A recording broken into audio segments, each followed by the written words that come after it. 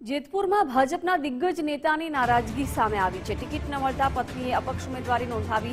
દિનકરભાઈ ગુંજાણિયાના પત્ની ગીતાબેને ફોર્મ ભર્યું છે। થાણા ગાળોલ જિલ્લા પંચાયત બેઠક પર જંગ જામશે। વર્ષોથી પાર્ટીમાં સક્રિય નેતાએ ઉગ્ર વિરોધ નોંધાવ્યો।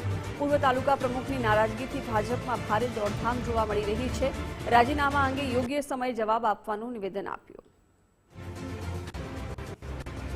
જેતપુરમાં ભાજપના દિગ્ગજ નેતાની નારાજગી ખુલીને સામે આવી છે। એમની નારાજગીથી ભાજપમાં અત્યારે ભારે દોડધામ પણ મચી છે। પત્નીએ અપક્ષ ઉમેદવારી નોંધાવી છે ટિકિટ ન મળવાને કારણે। સ્ટાર્ટિંગથી તાલુકા ભાજપ મંત્રી, તાલુકા ભાજપ મહામંત્રી, તાલુકા ભાજપ પ્રમુખ 2 ટર્મ, મારા મિસિસ તાલુકા પંચાયત પહેલી ટર્મમાં 1 વર્ષ માટે પ્રમુખની જવાબદારી નિભાવી।